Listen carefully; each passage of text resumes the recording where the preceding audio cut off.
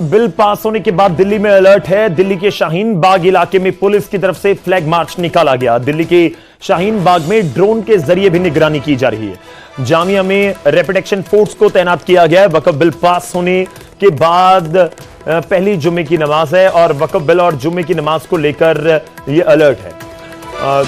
जैसे कि हम जानते हैं कि पहले लोकसभा में पास किया गया और उसके बाद राज्यसभा में भी बिल पास हो चुका है और उसके बाद स्थिति किसी तरह से आउट ऑफ कंट्रोल ना हो, इसकी वजह से कई शहरों में अलर्ट किया गया। खासतौर पर दिल्ली में शाहीन बाग का मोर्चा एक काफी लंबे टाइम तक चलता रहा था और खासतौर पर सीएए के विरोध में जो वो लगाया गया था। लेकिन इस बीच प्रशासन की तरफ से पुख्ता इंतजाम किए गए हैं। फ्लैग मार्च निकाला गया और ड्रोन के जरिए भी शाहीन बाग जामिया के इलाके में जो निगरानी है वो रखी जा रही है।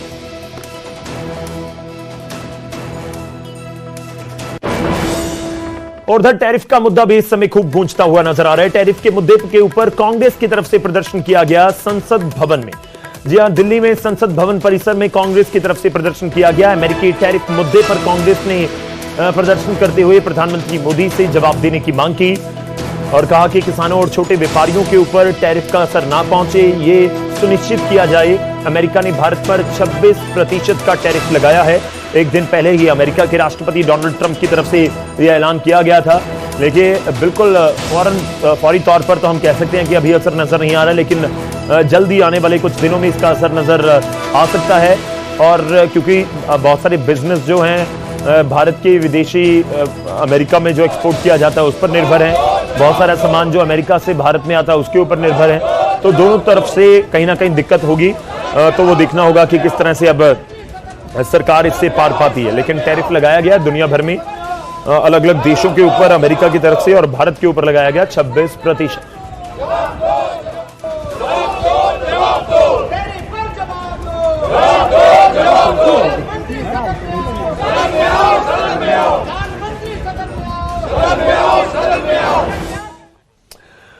और टैरिफ का असर शेयर मार्केट पर भी नजर आ रहा है। लगभग 1000 पॉइंट सेंसेक्स टूटा है। इस टैरिफ के ऐलान के बाद लगातार गिरावट आई है। अगली खबर का रुख करते हैं। कांग्रेस के नेता भूपेंद्र सिंह हुड्डा हरियाणा सरकार पर निशाना साध रहे हैं। बजट पास होने के बाद सरकार ने बात बदल ली। यह पूर्व मुख्यमंत्री भूपेंद्र सिंह हुड्डा की तरफ से कहा गया कि बिजली के बिलों में इजाफा कर दिया। 1 अप्रैल से नई दरें हरियाणा में लागू हो चुकी हैं। 20 से 40 पैसे तक बढ़ोतरी की गई थी और इसके ऊपर हुड्डा निशाना साधते हुए नजर आए हैं हरियाणा सरकार पर, नायब सैनी पर। उन्होंने कहा कि कर्मचारियों को पक्का करने की बात हो रही है लेकिन सबको नौकरी से निकाल रहे हैं। हुड्डा ने वक्फ को जल्दबाजी में लिया गया फैसला भी बताया।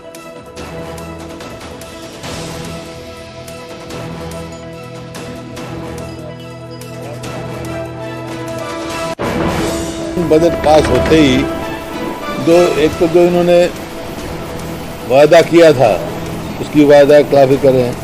बजट पास होते ही कहीं बिजली की रेट बढ़ा रहे हैं, कहीं ये जो है अपना टोल पे एकदम 5 से 15 रुपये मतलब बोझ डाल दिया लोगों पे।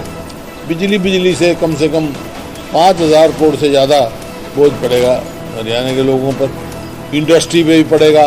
पहले ही इंडस्ट्री प्लान कर रहे हैं और प्रदेश उनको फैसिलिटेट कर रहे हैं, ये उनके ऊपर बोझ डाल रहे हैं। तो पहले ये कहा था, अब जो मतलब कहीं 40 पैसे तक का इन्होंने इजाफा किया है पर यूनिट में। पहले 95 रुपये जो है वो इस पर सरचार्ज, जो फ्यूल सरचार्ज के लिए नाम से लेते रहे, मतलब एक बहाना ढूंढ रहे हैं। तो लोगों जो इनका जो है खोखला बजट और खोखली बातें, खोखले वायदे, ये साबित हो गए कि ये सिर्फ गरीब आदमियों को, आम जनता को ये सरकार लूटने का काम कर। हमारे साथ इस समय फोन लाइन पर रमन मलिक जी जुड़ रहे हैं, भारतीय जनता पार्टी हरियाणा के नेता हैं। मलिक साहब, बहुत बहुत स्वागत है आपके बजट पर। आपके बजट के बाद के फैसलों पर, बिजली की बढ़ी हुई दरों पर भूपेंद्र सिंह हुड्डा को बहुत एतराज। भाई हुड्डा साहब को तो अपने ऊपर भी एतराज है, उसका हम क्या कर सकते हैं। वो कह रहे हैं आप बात बदल रहे हैं। आपने बजट में कुछ और कहा था, अभी कुछ और कह रहे थे नौकरी देंगे, आप नौकरियों से निकाल रहे हैं। भाई आप ये देखो कि पुरानी शेर है कि तू इधर उधर की ना बात कर, ये बता कि कारवां क्यों लुटा। अब बात यही है कि कल राज्यसभा में, उससे पहले लोकसभा में हुई सैद्धांतिक से ज्यादा वास्तविक हार को कोई सवाल ना पूछे, इसलिए ध्यान भटकाने के लिए हुड्डा साहब इस प्रकार की बातें कर रहे हैं। ये देखिए कि जो देश ने देखा और जो देश ने इतिहास को जाना समझा, राज्यसभा और लोकसभा के अंदर 13-13, 14-14 घंटे की डिबेट के अंदर, वो देश को पता लगा कि देश के अल्पसंख्यकों के साथ किस प्रकार से कांग्रेस आज तक खिलवाड़ करती आई, और ऐसा ही खिलवाड़ इन्होंने SC, ST, OBC सबके साथ करा हुआ है। तो ये जवाब ना देना पड़े हुड्डा साहब को, इसलिए हुड्डा साहब ने ये नया फिरकी फेंकने की कोशिश करी है। बट दिक्कत ये है, हुड्डा साहब ये भूल गए कि ना उनके को फिरकी फेंकनी आती है, ना बल्लेबाजी करनी आती है। हुड्डा साहब की रिटायरमेंट की एज हो गई है, अब उन्हें घर पे रहना चाहिए, भगवान के भजन करें। बाकी जो होगा उनके खानदान की लेगेसी का वो देखा जाएगा, उनका बेटा ले जाता है आगे, नहीं ले जाता। फिलहाल तो ये भी देखें कि जिस तरह से उनके लोग उदय भांजी के पीछे पड़े हैं, कांग्रेस के लोग उनको बचाएं।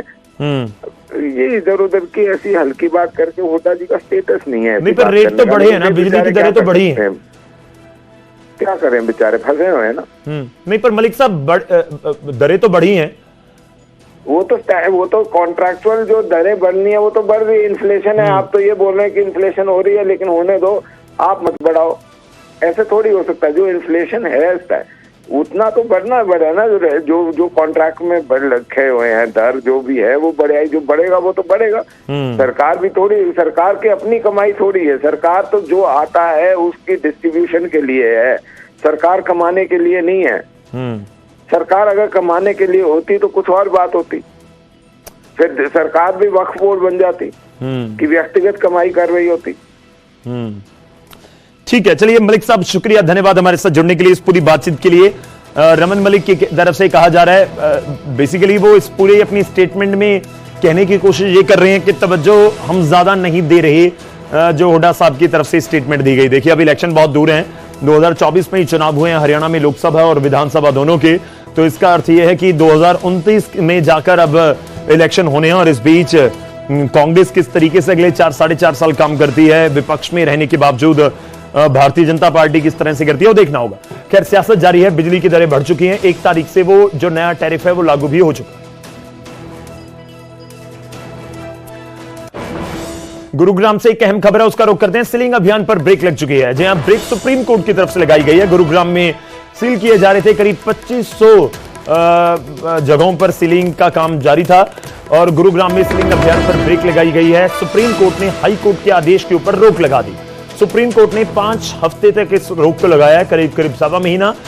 और आपको बता दें कि गुरुग्राम के 2500 मकानों पर DTPE ने कार्रवाई करनी थी। रिहायशी इलाकों में नियमों का उल्लंघन हो रहा है, यह आरोप लगाया गया, और उसके बाद मामला सुप्रीम कोर्ट तक पहुंच गया, और सुप्रीम कोर्ट से फिलहाल 5 हफ्तों की राहत मिल चुकी है। दरअसल गुरुग्राम के DLF फेज 1 से लेकर फेज 5